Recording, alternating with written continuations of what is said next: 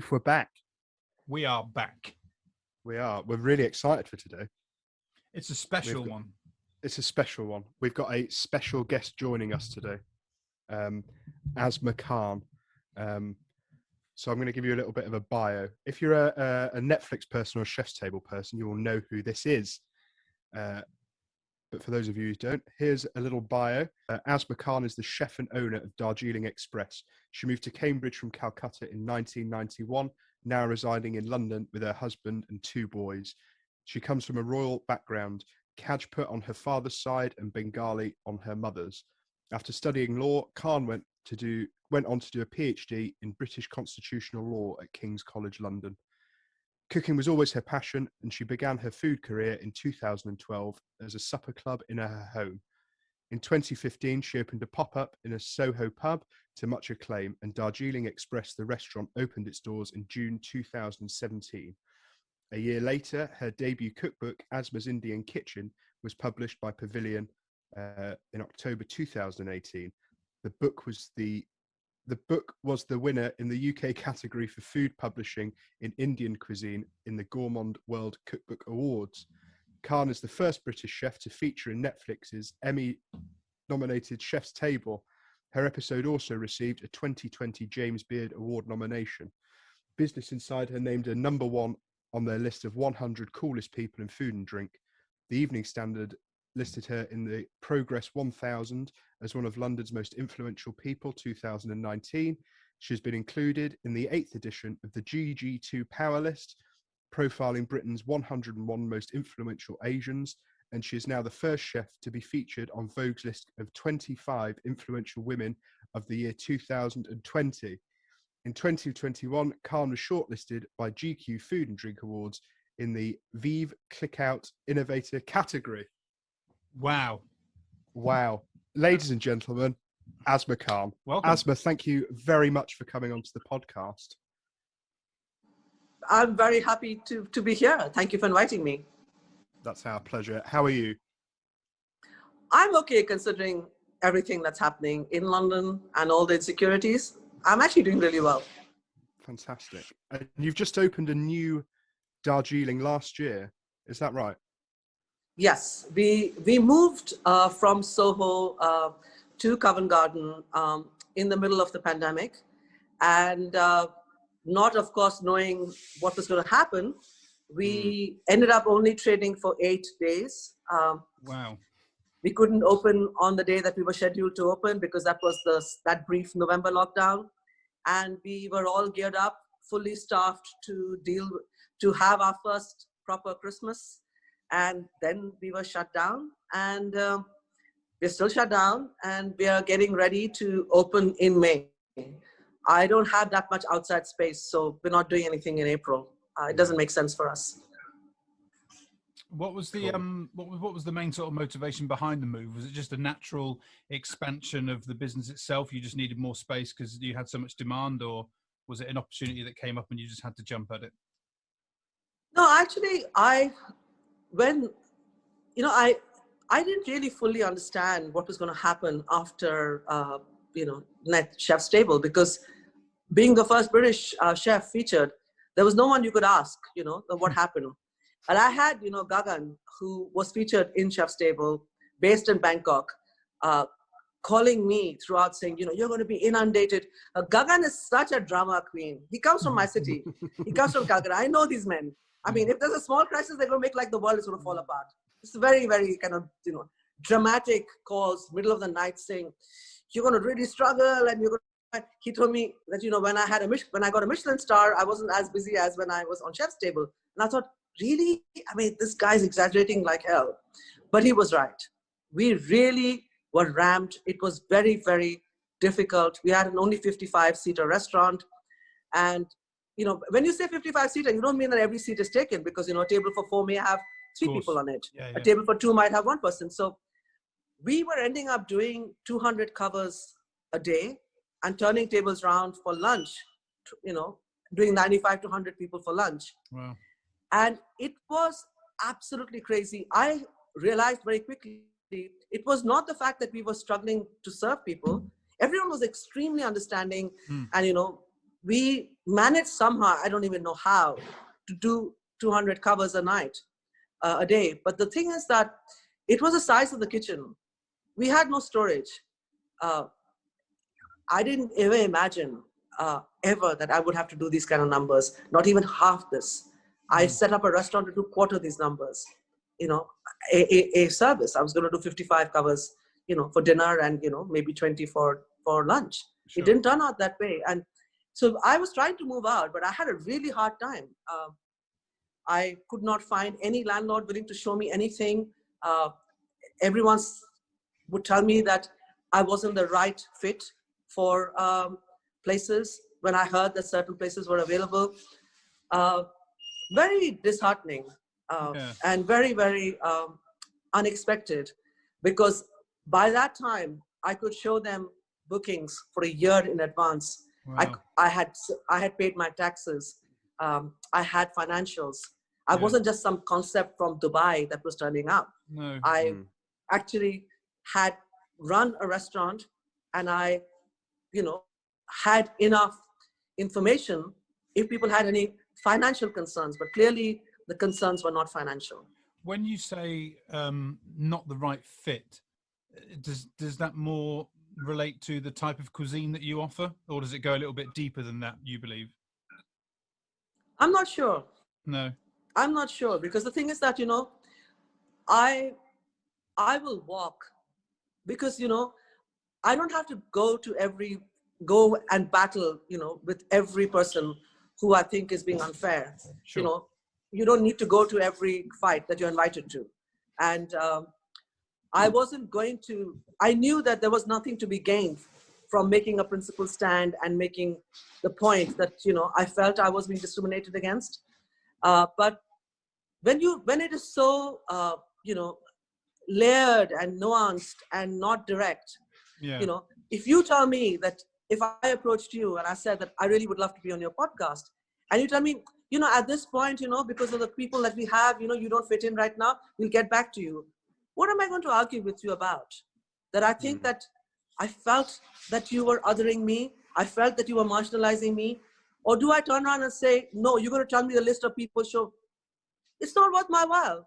I lost respect for you, so I walk. So that's what happened, you know. I tried, and then I kept getting knocked back, and even to the extent where I was promised something and then someone scuppered my deal because they didn't want me there in their backyard. It was all very strange. And, you know, coming from the East, you know, steeped in patriarchy, feudalism, misogyny, and where a woman is seen as less worthy than a man, and there's no, in business especially, no one would ever consider a woman working on her own as a safe pair of hands.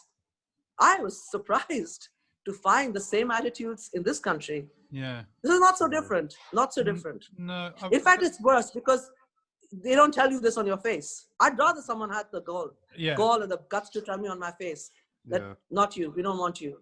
I was instead of giving me these kind of reasons. Yeah, I was going to relate back to the obviously your story. It goes into some detail on the Netflix special that you did, and you obviously talk really candidly and really openly about, you know, the culture with which you come from and the attitudes towards women in general, but in particular the situation you're in, being the second born female in the family. I was just wondering if that's ever something over the years you've been able to perhaps reconcile with, or does it still hurt you on the inside to know that culturally that's just the way it is, or is it something that you've, you know, sort of made peace with in some strange way, if possible? No, I made peace. I made peace with it because the thing is that my mother made amends very quickly, and I was only 3.5, but you know, my brother was born, and she never celebrated his birth, which is very unusual from the kind of royal family I come from, where apparent heir has been, you know, is born. There is a huge amount of celebration, and she didn't do it. And I remember standing on the door of the house and people coming and telling me, did you have a daughter? Did she have a daughter? Did you have a sister? And I said, no, I have a brother. You know, a brother with there was a boy born in the house. And they said, no, it's not true. because, this is, you lament girls, you don't, Sure. we got no sweets. And at that time, I realized something happened. I knew I was equal. So I made peace with my mother then. This is the only person I needed to make peace with, my own mother. Yeah. After that, I did face difficulties with other people, but they were other people. Yeah. They're not my own blood. And this also allowed me to find a way to give myself the courage to know that my life mattered too, that I mattered. And I think that changed things a lot. My mother was one of 5 daughters herself. Wow. But she lives in a society where I kept asking her, did you not ever feel that your birth was lamented? She said, I don't want to talk about it. She was dark-skinned, very dark-skinned compared to her sisters. And I think that problem in our society is that it's the matriarchs who support the patriarchy. Yeah. It's the mother, the mother-in-law, the grandmother turn around and say, a second-born girl, great, we have another girl in the family. Things would change. Of course. But where there is no oppression, where there's so much oppression, where you cannot actually call it out. This was why I had to say it in Netflix. It was not easy. It was not easy, and I knew it was a very big platform. And I said it without asking my mother's permission. It was very difficult because I knew she didn't know it. And she only saw it first on screen when she saw it for the first time. And I was so terrified when she was watching it. Those 45 minutes that she was watching it, I was sitting weeping in one corner in fear because I knew that I hope she doesn't see this as a betrayal. She didn't. Yeah. No. She didn't at all. No. She had much more issues about the film. Yeah, she told me, oh, your hair looked terrible. And, why didn't you comb your hair? And, you didn't iron your clothes. And, what were all these Americans doing with you? So many of these guys, nobody could fix their clothes. And I was thinking, wow, okay. Yeah. She thought my hair looked awful in the entire thing. She's probably right. But yeah, so she had issues, hair issues, but not with what I'd said. It is a very emotional episode of the Chef's Table, I suppose, because I suppose it's so far removed from what we're used to in this culture. To see something like that, you're like, this is craziness. But growing up in that must be, second nature, I suppose. It's not, because the thing is that, you do pick up that this, I don't know, I had a very strong sense that this was very wrong. I wasn't willing to accept that I was second class. I wasn't willing to accept, that I didn't count. And I used to hear my neighbors and people talking things like, oh, when you have daughters, it's like watering your neighbor's garden because they're not really yours. They'll get married, you'll have to give them dowry and they'll leave. This is normal conversation, completely. And, people seeing my father with my sister and me would say, when is your family going to be complete? As if I completed nothing. As if the completion, a family only became a complete unit when the boy arrived. And it used to bother me a huge amount. And my parents were very open. Actually, being a second daughter, you were treated differently by a lot of people. In my immediate family, was not treated differently. My brother and I were treated equally. And I know, probably, I hope my siblings are not going to listen to this podcast. I think I'm my mother's favorite and my father's. And we won't tell they really loved me. They really loved me and made me feel that that I mattered. I think if I hadn't had that to hang on to go back to, I think I would have been a very different person. I would not have been this. I think the fact that my mother always made me feel that I mattered. And my father kept telling me, go do something great with your life. I had that dream inside that I wanted the world to know my name. I wanted everyone to acknowledge my existence. This was not to do with my immediate family, who were very, very loving to me. But because it was a schizophrenic existence where in my house, in my own household, I was very important. But when I stepped out, being dark-skinned, overweight, not attractive in the conventional sense of my very beautiful sister and cousins, who all look like dolls, beautiful, beautiful, graceful women. My sister still looks 10 years younger than me. And this comparison, oh, don't go out in the sun, no one's going to marry you, you're so dark, what's going to happen to you, we'll never find your boy. All of these comments that were thrown at me, I would come back and then my mother would tell me, oh, you're so gorgeous and you did so well. And, even if I got into a fight, my father would always tell me, did you win? Not what happened to the fight. Later on, he would try and tell me, it's not good to go and fight with boys, don't hit people with cricket bats. In fact, this cricket bat incident is so bad. I met someone years later. He walked up and he said, do you not recognize me? This is in a very posh party. I said, no. He told me, you're the person, you hit me with a cricket bat. You're a guy. I was like, oh no.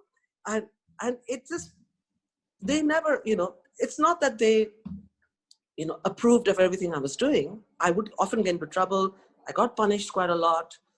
In fact, I got punished quite a lot, but it still allowed me to dream, to be powerful. And it's not that the scars don't go away. Even today, I feel the scars. But it is from here that the fire comes to succeed. Yeah. But not that I break my own chains, which I have. I need to break the chains of other women because my victory means nothing. My success means nothing if I do not free others. In liberating them, I am free. My power comes from who I've helped. And I think as a very young child, it mattered to me a lot. I used to get into huge trouble because I would release birds from my neighbor's house. It just would stress me out to see birds in cages. And my father would, be called and they would tell that your daughter is completely, she's a, wild kid. She came and our birds are worth so much. My father would lecture me in front of them and say, this is very wrong. Of course, we will send the money, with the driver to pay for it. And then when we were walking back home, Abba used to hold my hand and say, well done. Always, always set them free. Cages are not for animals and not for human beings. And I used to feel so important because everybody thought I was in shit, but I wasn't because my father told me the right thing to do, set the birds free.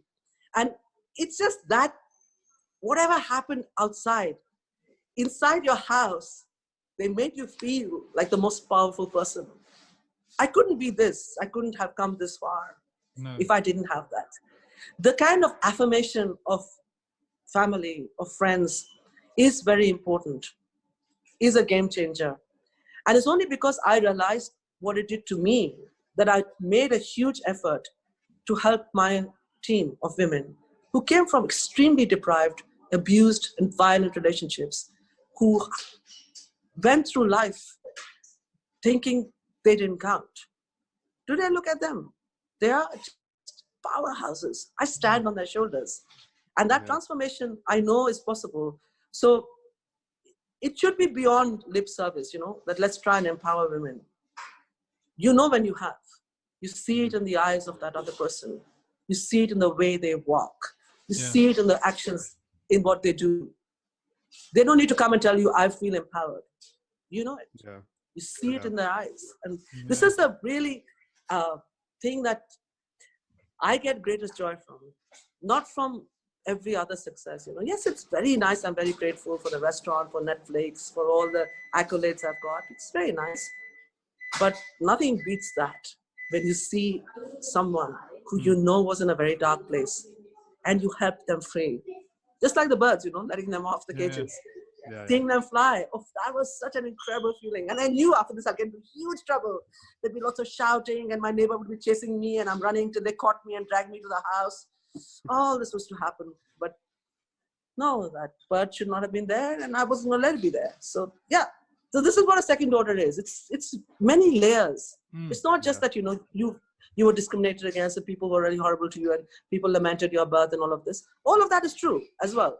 But people also let you be and let you free. And I realized that I'm not chained. I don't have to conform to anything. And the fact that I got married relatively late to not someone who was not royal, because everybody else had to, because of, I don't know, family tradition. No one in my class wanted to marry me. I ended up marrying an academic, very left-wing academic teaching at Cambridge. This is very unconventional. In my family, you marry your second, third cousin removed, who's also royalty and, whatever, their family can be traced back to Genghis Khan. it's it's all of that. But I married someone who's just an academic, and everyone was just so relieved. I mean, my entire wedding day, I remember aunts coming and saying, "I'm in tears. I can't believe you're finally getting married." I was thinking, can someone just say something else to me instead of the same thing? Yeah. They kept coming and telling me the same thing. Yeah, so it's very weird. Discrimination works in a really strange, subtle way. But some stuff is so painful that it pierces through. The others I wouldn't allow it to hurt me. When you say about the women that you have working with you in your team at the restaurant, how many are we talking? Because obviously with a bigger operation, you're going to need to staff more considerably. So how many women do you currently have in your team there at the kitchen? So at the moment, we're running a very kind of small outfit. And the rest have been furloughed. And actually, I have a very big team. Many of them are mothers, and so they work part-time. Yeah. And their children have grown up, and and they are able to now work full-time. So it's still very much the same team. We can now have everybody on board. And unfortunately, because of lockdown, many of them are still not coming back to work, but they will, and we'll have enough. And if we have to expand, we'll expand. So we have, interestingly, for the deli, because we're running the deli as a takeaway, we've taken on 3 Indian students. So very young, they're all doing culinary history and culinary something, and in over here, they've come to study, and one lives here. And it's nice because they're very different age group, and we feel this is a good mix. We have a much older, average age 50 in the kitchen. We have average age 20 in the front of house. Girls of Indian origin working with us, and we also have we've hired men, and my GM is French, and he's and my personal assistant is American, and he's not comes from a restaurant background, comes from a military background, US military background. And but we try to have a mix of everything. So my criticism of so many restaurants is that there's a lot of self-selection. White people select white people in positions of power. And this is a huge issue. You will never find people who look like me higher up in the executive order in any restaurant. You will never find anyone who looks like me, who's black, at the reception of a posh restaurant. Everybody looks the same. Do you think but when you go into the decision? kitchen, I don't know, but when you go into the kitchen and you look at who's washing the pots, every KP looks the same as well. He's invariably black. So I don't know. I'm just asking the question. I want to know how this categorization and banding of people has happened. It's interesting. I mean, if you think that, there's a look of who you want at your reception in a very posh restaurant, but that's not the kind of look I fit into, say it openly. Yeah. But they don't. It is interesting, isn't it? Because it's those things that you see and you just, I don't know, like you say, you walk around a kitchen or whatever, or you walk into a hotel or restaurant and you see the person on the front, you see the person behind the line, you see the person in the pots, and you don't really compute anything other than, oh, that's their job. You don't, like you say, you don't delve deeper into it and ask, well, how come? And the thing is that this is normal. Most people would just look at it very superficially because this is the norm. And I'm very fortunate not to be part of the system. I'm at the fringes of hospitality. I owe allegiance to no one. No one has helped me. I don't have a godfather. I don't owe any male chef my allegiance because he helped me out in my early days. This is why so many female chefs who got Michelin stars are silent. Whenever there is evidence of misogyny and bullying, please check. You will not find a single statement from a female who has a Michelin star. I want to know why.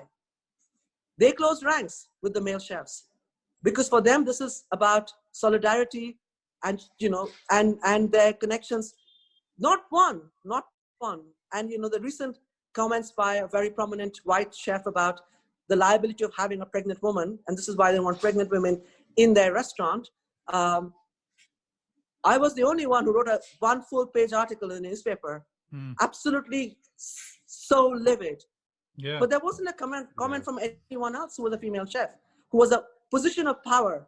How is it that you see yourself not as a female leader? It is very important, because even if you don't see yourself as a leader and see yourself as a highly gifted chef of unspecified gender, the women working under you see you as a female. Women working under you know this. Your silence means everything. Silence means collusion with the oppressor. Sure. This has been said in history throughout. And I just feel that, part of what I want to do is also speak for the voiceless, those who are not without power and authority. I go back to being a second daughter again. The feeling that I'm being sidelined and sneered at and dismissed, my dark skin, my unattractive face, the fact that no one would marry me, that, my poor father would have to find a boy for me.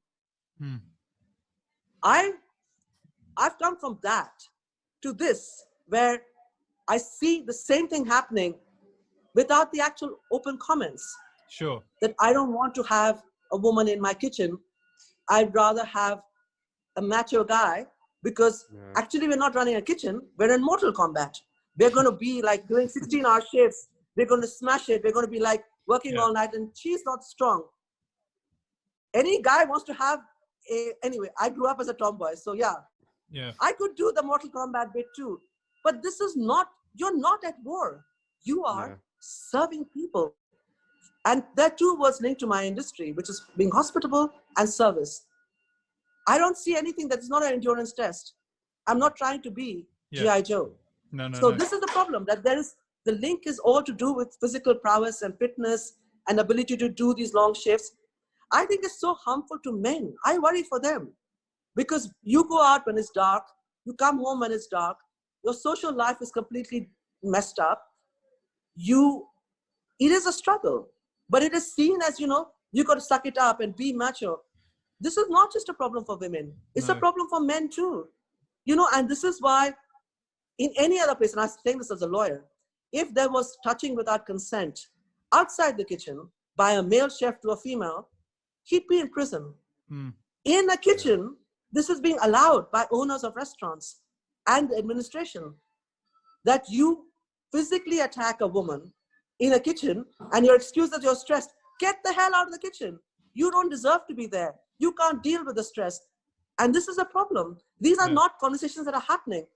Even a CEO of a big company, attacks his, assistant, because he's stressed out.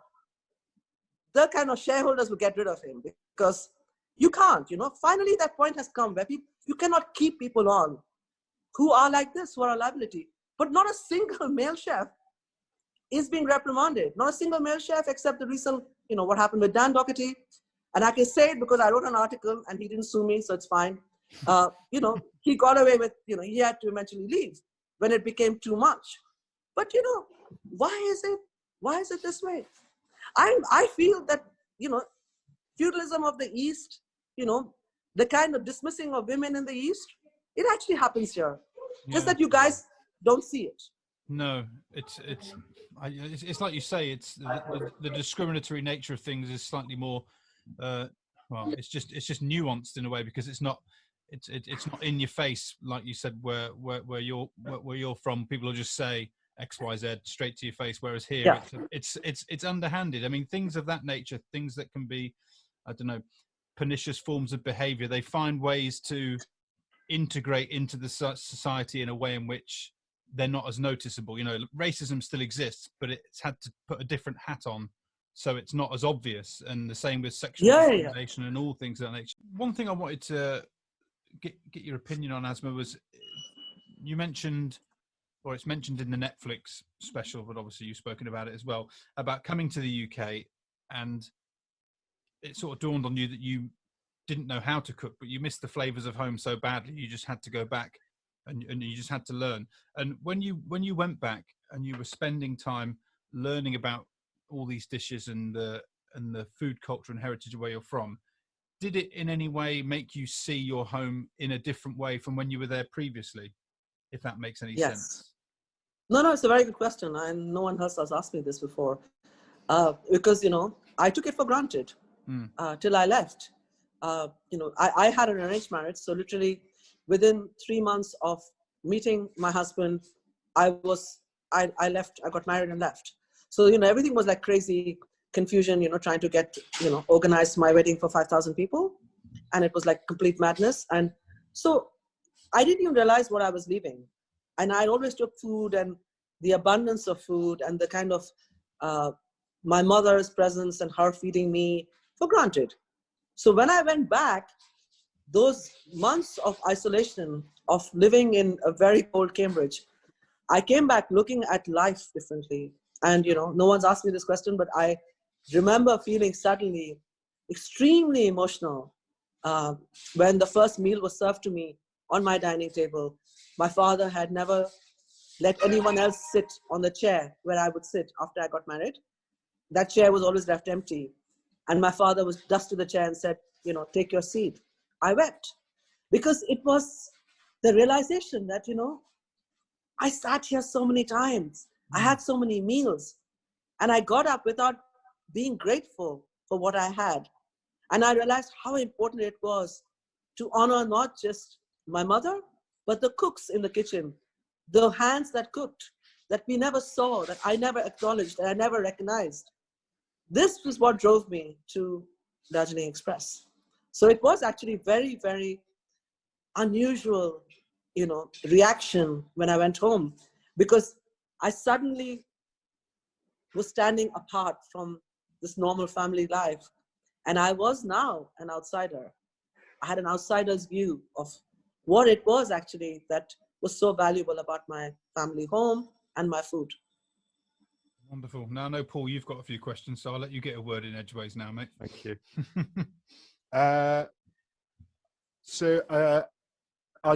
I didn't stick with the Netflix program. I've been engrossed in Asma for a week. You said on a podcast you only use British ingredients for the restaurant. Yeah. Has that impacted any way in which you write menus, and have you had to make sacrifices in things you put on menus so you can keep going with the British thing instead of importing?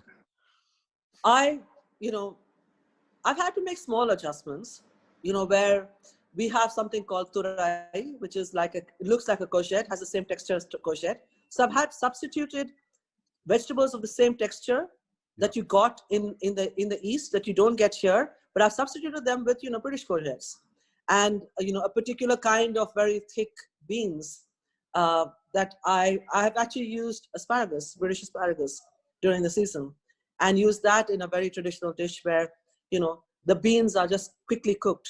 And, I've used broad beans and I've used, asparagus, and I've just replaced that beans. I've never had to compromise because I now sit and I look at what is in season, what is, and I walk around the markets and I see all the stuff that is heavily discounted, British stuff that, there's a glut, I'm an Indian housewife. So this is one thing you always know. In the bazaar, my mother would always roam around and say, keep an eye out and see what there's a glut of, buy stuff in peak season. It's very fresh, but the price will be low because they need to get rid of it. Everything is out there. So of course that's, 30 years ago. Now we have refrigeration, cold storage. We even have supermarkets. So, people now can get anything. So you don't have that insecurity anymore. So even my mother bargaining with the bazaar, the seller of the vegetables, she knew he needed to get rid of it. And it was just crazy. But a lot of, this is something, of course, because we are so racist, we resent the British for everything. But we've forgotten to be grateful to the British for having got so many amazing vegetables to our country. Cauliflower, potatoes, all thanks to the British. The Portuguese got so much fabulous stuff. Everyone hates the Portuguese. Oh, the foreigners came and invaded us. Yes, but they planted all this amazing stuff in India. So, it is interesting that, cauliflower, aloo matar gobi, which is like classic Indian. You ask an Indian, the British got the potato and the gobi, they're going to fight with you like hell. The British did nothing. They built the railways, they taught us how to go to school, and that's it. They did nothing. It's really crazy, the lack of understanding of the contribution of others to our cuisine is incredible. So I'm actually not, but because I understand, I'm very into food history. I understand, that so much of our stuff, beetroot, aubergine, how we're using these different kinds of things is to do with other elements. Even tamarind, tamarind is such an important part of our thing, came from Africa. And a lot of us, chickpeas came from Egypt. We didn't have chickpeas. Chana masala is our great dish. But really, is it really ours? So I'm very comfortable using only British ingredients. And I think it's very important because from the flip side, my father's a farmer. Farmers are being and there's a huge farmers protest going on in India. Yeah, I've seen that. Yeah. Farmers have paid a very high price. There's no trickle-down effect. The middleman makes the money. The farmer makes no money. They are buying genetically modified seeds. They're growing stuff for the Western market. When they bring their stuff to the market, the middleman will negotiate saying your okra is a little bit too small. But that okra is not enough to feed his family. They're buying. They basically will buy at a dirt price because they know that person doesn't have a choice. They cannot take this kind of grown for the foreign market food and sell it in an Indian bazaar. It's not going to sell. Yeah. And they've got a gun on their head. So they get the price they want. Their children are starving. They have a very high farmer suicide. I see blood of farmers on the plates of restaurants that are bringing in jackfruit and all kinds of other exotic ingredients. There's no water in the villages around my ancestral fortress because of excessive pumping of water for wheat. We should not be growing wheat. We should be growing millet because it is a very arid area. The desert is moving closer to us all the time. But because wheat is seen as a kind of, high quality crop, they're growing that. So in reaction to all of that, I buy everything British. I buy as much as I can local. British herbs are not great, the ones that I can use. So, we buy stuff from Spain and Italy, go up to there. But I will not fly down stuff, wrapped in plastic. It's a disgrace. The carbon footprint on so many Indian restaurants is so high. No one talks about it. Yeah. It's unacceptable. Why do you want to serve okra, fried okra? Do you know what's happening to the farmers who are growing this? And it's very controversial. I have to be very careful when I go back to India to talk about this because my father's a farmer and the, fertilizer mafia is very powerful. You've got to be careful. The fertilizer mafia, they sound deadly. So sort of going on from that, your tasting menu at the new Darjeeling is being offered at a premium price. You were quite vocal about this, and I just wanted to sort of get your take on here regarding that. Sort of, you'd go to a European restaurant and you'd be happy to pay £95, £100 for a tasting menu, but you'd go to an Asian restaurant and you wouldn't. Is that what you were getting at? Yes. And the thing is that, when we reopen, we're not reopening with a tasting menu because at the moment, I'm personally a bit worried how it's going to be. So, I'm not willing to kind of invest in that kind of staffing. And we're having a much more smaller, muted opening. But yes, that was why I had that. Ethnic food is always seen as cheap and cheerful. It smacks of racism. So, even among Asian food, you'll find Japanese and Korean food is seen more elevated than Indian and Pakistani and Sri Lankan food. And this again is to do with the attitude towards our food by people who think this is a food that is made with no skills. Yeah. The fault lies with the people who set up Indian restaurants here, who never explain their food very well. And this current crop of Michelin star Indian restaurants, and a lot of them are my friends, and I want to apologize. I like you all, but I want to criticize what you guys do, which is that they don't communicate.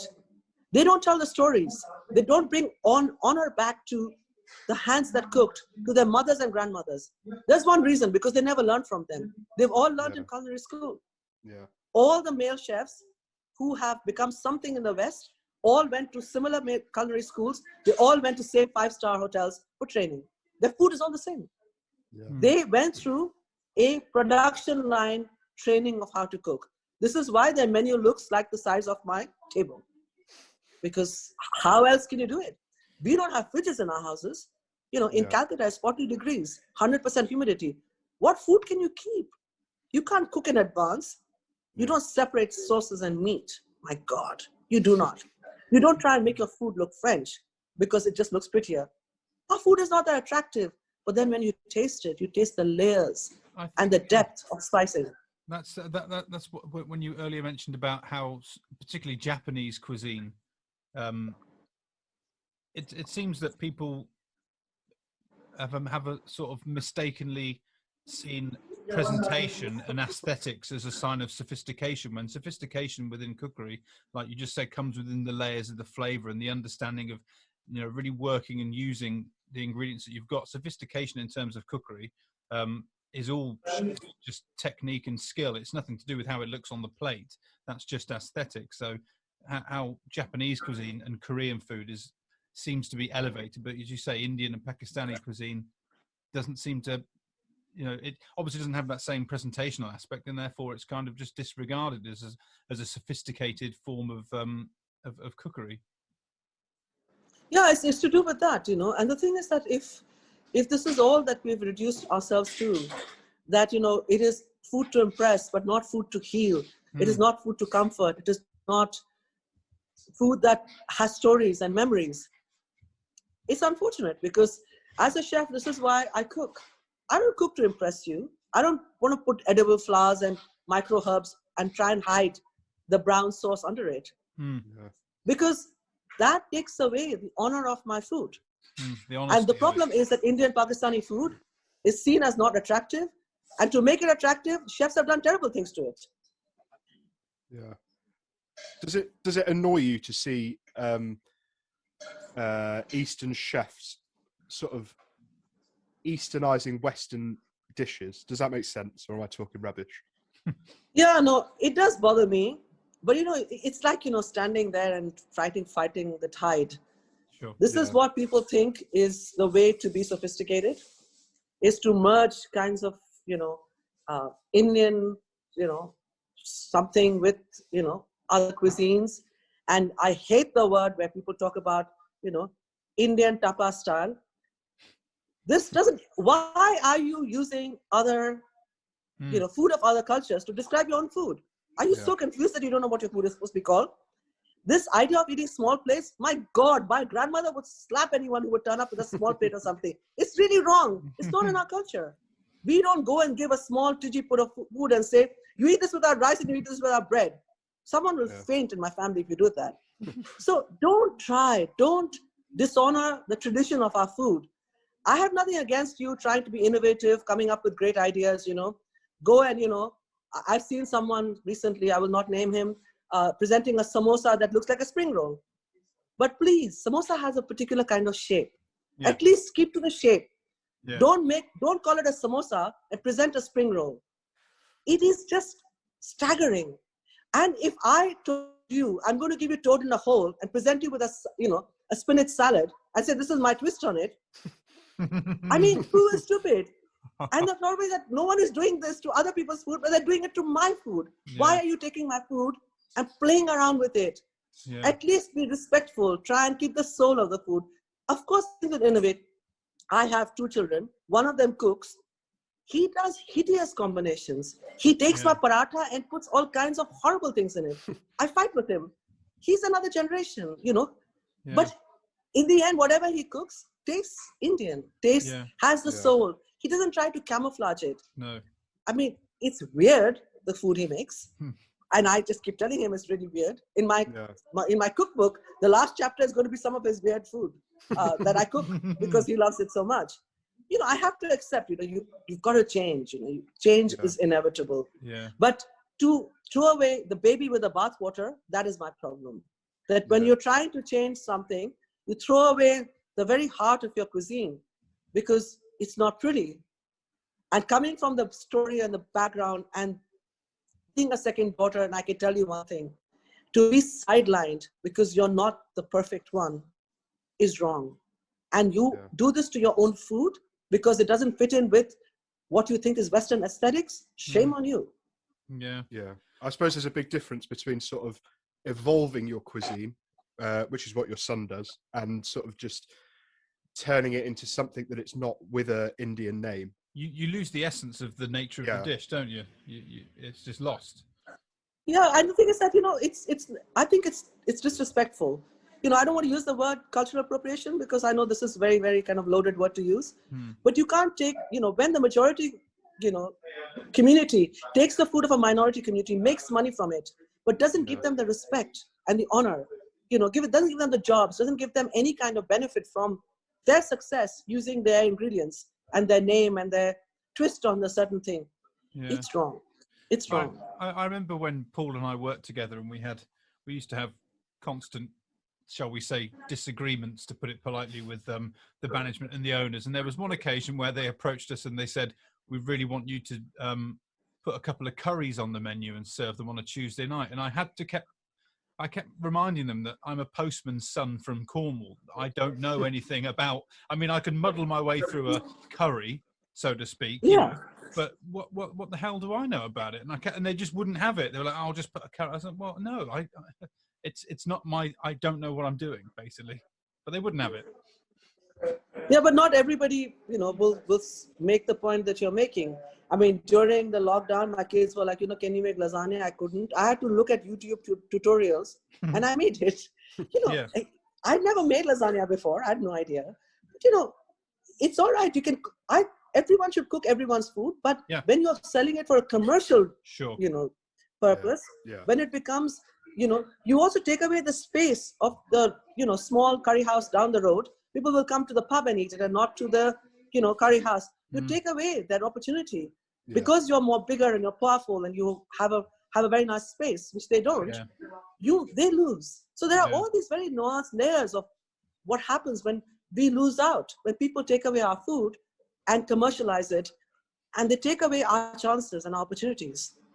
Same like, you know, you see all these too many white men doing food programs in India. Oh my God. Can you not find anybody else instead of sending jaded, you know, people to do their, you know, "Oh, this is so exotic and this is so colorful." One more person says exotic and colorful, I'll kill myself. What is this? You know, I'm so fed up of seeing people coming and describing my cuisine and my country as colorful and exotic. I mean, and why are you not talking to women who are cooking in, you know, in my country? It's a really weird kind of way to present another cuisine. Of course, you know, people should go and present programs on other cultures and cuisines, but at least, you know, broaden your horizon, broaden your vocabulary. Yeah, perhaps it's the programs that you mentioned. They feel like they're giving you a peek behind the curtain into the culture, but in a sense, they're just, I suppose, perpetuating the issue by not really giving it the proper look that it deserves, and not talking to the actual people and discussing the actual problems. You know, you can mask over anything, any place in the world that's got issues and problems, and you can just turn up and go to a couple of nice restaurants and go, "It's amazing, everyone would love it," but it's not looking deep enough into actually what the culture is, good and bad. Yeah, and the thing is that, you know, it's what's and all, you know, this is, you know, our cuisine is that, you know, on my tasting menu, I had dishes from my royal family, but I had the food that the street, you know, the chapolas eat. This is all they can afford to eat. I have that dish, and I explained that I cannot describe and present the food of the rich unless I first present the food of the poor. Yeah. But, you know, there's no shame in this. This is how it is. Our society is fractured and layered, and there's lots of divisions about food, who eats what food, what. There's no kind of understanding, and, you know, everyone's scared. They don't want to kind of step on toes. Stepping on toes, I'm not worried about. I step on everyone's toes. I didn't think you were.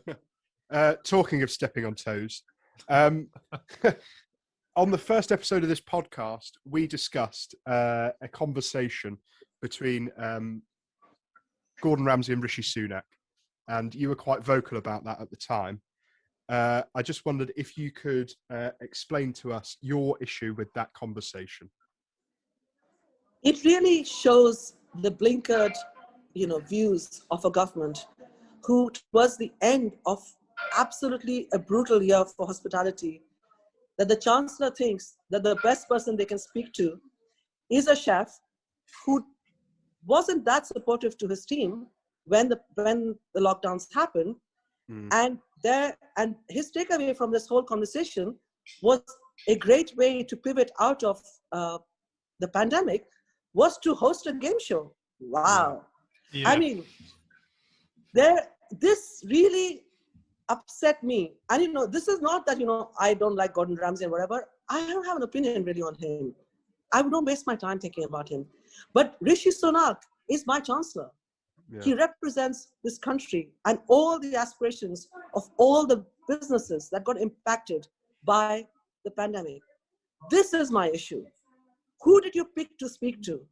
Yeah. And did you actually think this was the right person to talk to? And unfortunately, over the pandemic, the voices that have been heard the most, the loudest voices, speaking on behalf of hospitality, are all very vested interest in pubs, in alcohol, in, you know, in big chains. You know, you have, you know, an owner of a big chain saying, I don't care about the pandemic and the death, my business, I need to open. This is highly irresponsible. And these kind of comments are allowed.